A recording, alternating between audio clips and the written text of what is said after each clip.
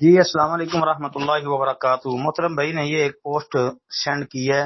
حضور صلی اللہ علیہ وسلم کے قبر انور پر جو فرشتہ ہے اس کی طاقت دیکھیے۔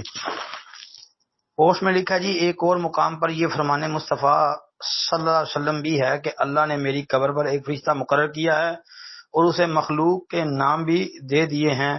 بس قیامت تک جو بھی مجھ پر درود پڑے گا وہ اس کا اور اس کے باپ کا نام مجھے پیش کرے گا اور کہے گا کہ یہ فلاں بن فلاں ہے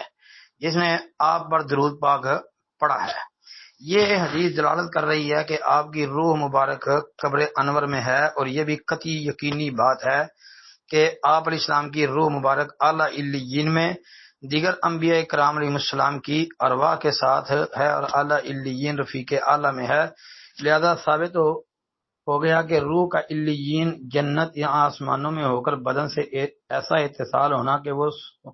سنے، دیکھے، سمجھے، پڑھے اور تلاوت کرے، اس میں کوئی منافی بات نہیں وغیرہ۔ اچھا محترم بھائی، یہ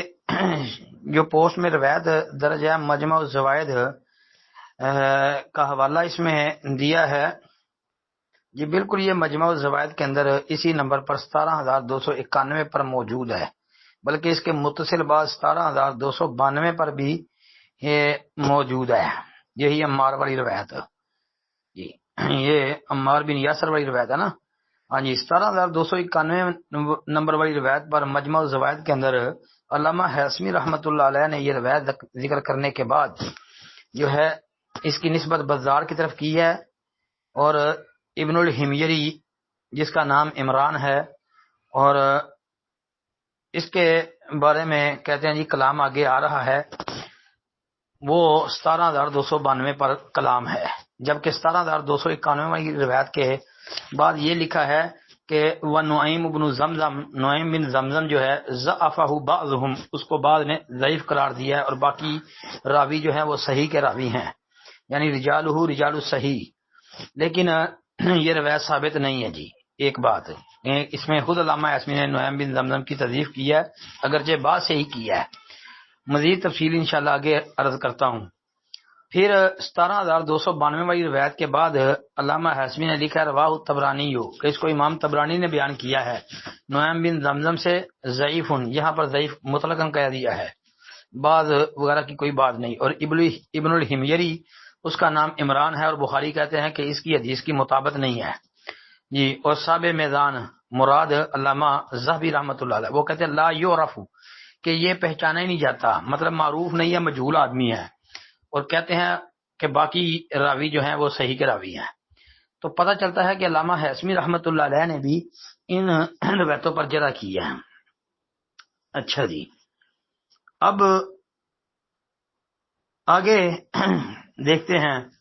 یہ روایت مسند بزار میں بھی 1425 پر موجود ہے جی، اور یہ 1426 پر بھی اسی کو بیان کیا ہے امام بزار نے ایک دوسری سند سے، اس میں بھی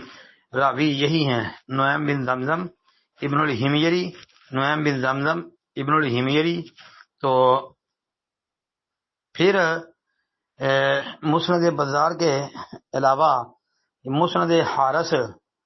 کے اندر بھی یہ روایت 1063 نمبر پر عبدالعزیز بن ابان عن نعیم بن زمزم حدثنا عمران بن حمیری الجعفری، یہ الجعفری نہیں ہے، صحیح جو ہے الجوفی ہے جی، جس طرح کے کتب رجال سے پتہ چل گیا ہے،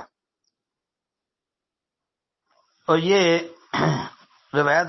ثابت نہیں ہے۔ اچھا، اس کے متعلق یہ بات خوب یاد رکھ لیں کہ امام محدثین نے اس پر جرح کی ہے۔ سب سے پہلے امام عقیلی رحمۃ اللہ علیہ کو دیکھ لیں۔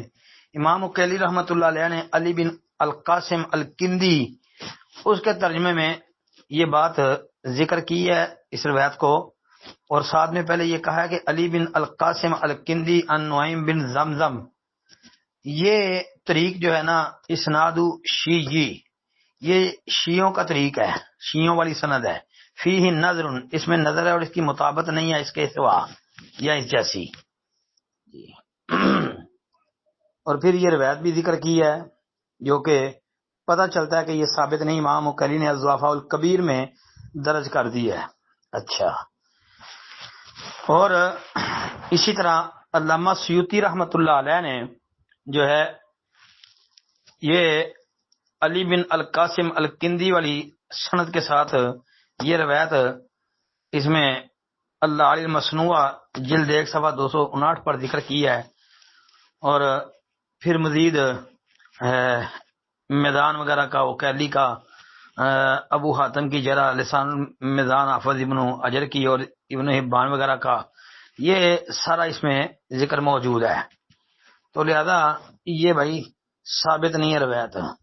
پھر امام طبرانی رحمۃ اللہ علیہ کے حوالے سے انہوں نے ذکر کیا ہے کہ انہوں نے احمد بن داود المکی حدثنا عبد الرحمن بن صالح الکوفی حدثنا نعیم بن زمزم بن عامر بن صعصع عن خال له یقال له عمران بن الحمیری قال سمیت عمار بن یاسر۔ پھر آگے یہ، لیکن یہ وہی بات ہوئی نا کہ یہ ثابت نہیں۔ اچھا جی، مگر اس روایت کی کوئی بھی سند میری تحقیق میں نہیں صحیح ہے۔ ہاں جی، اس بارے میں لمبی چوڑی تفصیل سے بچتے بچاتے صرف یہ یاد رکھے، میزان الاعتدال جلد 1 صفحہ 213 پر علامہ ذہبی رحمۃ اللہ علیہ نے اسماعیل بن ابراہیم جو ہے نا راوی جی، اسماعیل بن ابراہیم ابو یحییٰ التیمی الکوفی، اس کے ترجمے میں یہ روایت ذکر کی ہے، اور اس پر محمد بن عبداللہ بن نمیر کی جرح ہے، علی بن مدینی کی جرح وہ بھی ذکر کی ہے۔ اس کے علاوہ بھی کئی اہل علم و فضل نے اس کو ضعیف کہا ہے، اور ابن عدی وغیرہ نے اس کے متن کو منکر قرار دیا ہے۔ اور پھر یہ روایت انہوں نے پھر آگے ذکر کی ہے، اور علامہ ذہبی نے ذکر کرنے کے بعد لکھا ہے تفرد بہ اسماعیل اسنادن و متنن، جی، یعنی اس کا سند و متن اس میں اسماعیل کا تفرد ہے۔ مطلب یہ ہے کہ یہ بھائی روایت ثابت نہیں ہے جی۔ السلام علیکم ورحمۃ اللہ وبرکاتہ۔